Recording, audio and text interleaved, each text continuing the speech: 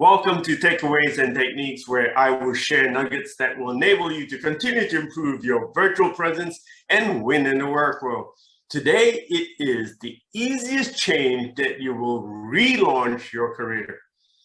If you want to know this secret, listen up.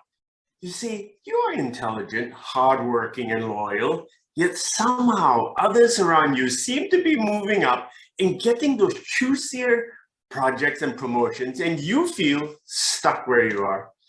Yet deep down, you know you can do much more. In fact, some of you know you are doing more than your colleagues. The worst thing, you also know that you need to speak up to get noticed. But you tell yourself, I'm an introvert, I'm shy, I'm not as brave as those other extroverts. You feel like you don't want to be like them. You must put on, to be like them, you have to put on another personality, to be inauthentic. Yet you know if you continue to behave in your current manner, you will miss out on opportunities to be recognized by your boss or your senior leaders. You want to make that change, almost an impossible task. I'm here to let you know that it's not as difficult as you think. To remake yourself and relaunch your career, to move up and get noticed and stand out, you only need to take 5% of your focus and time. Really, Stephen? Only 5% of the time? Yes. You see, I don't care what you do 95% of the time. Well, I do, but that's not critical in this context, right? Because if you want your organization, your bosses, and even your colleagues to see and hear you, then you have to be more visible and stand out in the key 5% situations. So what are these situations, you may ask? It is those that you attend that have individuals at least 2 levels above you with you in that meetings. How many of you are willing to give this a try? Why? Because your senior leaders, other than your immediate supervisor, see or remember you from their interactions with you in these 5 situations. The one-on-one, the team meeting, either at a large town hall or the all-hands meeting, the small group meetings, the conference call, the business presentation, or the company social. You don't have to do it 100% of the time, not even 50% of the time, only 5% of these times in these events. Now it becomes more doable, right? Many make the mistake saying, Stephen, my work will speak for itself. Trust me, it won't. And worse still, they don't even know if you took the extra effort to come in or started work at 7 a.m. to complete a project report, or stayed late into the night because your other team members weren't carrying their weight on the project. They only remember you when they met you in those 5 situations. Can you relate to this though?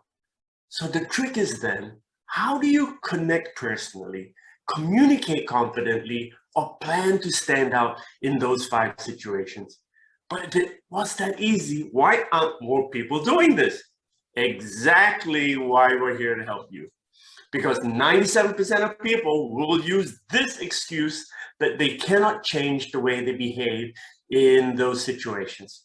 Wait for it. Because they think they are or have to be 100% authentic and act consistently all the time. You just shot yourself in the foot. Don't get me wrong. Please be authentic within your role. This does not mean being the same in every interaction at different levels in the organization. This is a landmine that I've seen many people step on unintentionally and unknowingly. Ladies and gentlemen, I'm pragmatic. Please be an authentic leader and behave like one.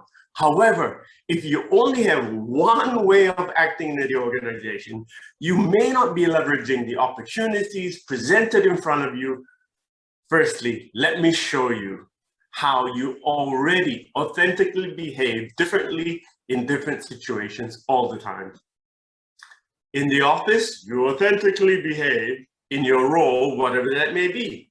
Now, you Don't you agree that if you went out for drinks and a meal to catch up with your old college or university buddies, you act very differently when you're with them? And for those of you who are married, if you went to your mother-in-law's house, wouldn't you be behaving a little differently than you did with your friends from college? You can't let your mother-in-law see that side of you. Okay?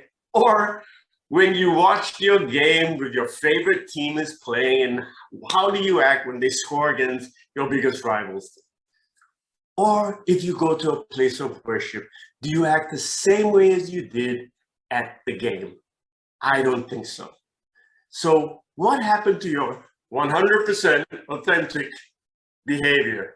It's an excuse not to step out of your comfort zone. From the scenario I just gave you on your roles were a leader, a friend, a son or daughter-in-law, a fan, and a follower of some worship. So how do you behave in the organization? And does that match with what your senior leaders expect of you at your next level? I hope you're pondering on what I just shared today. I will share some ideas on what you can specifically do in the next episode. Download my book, The 5% Zone, from our W3 app, and subscribe to our channel for more winning in the work world insights.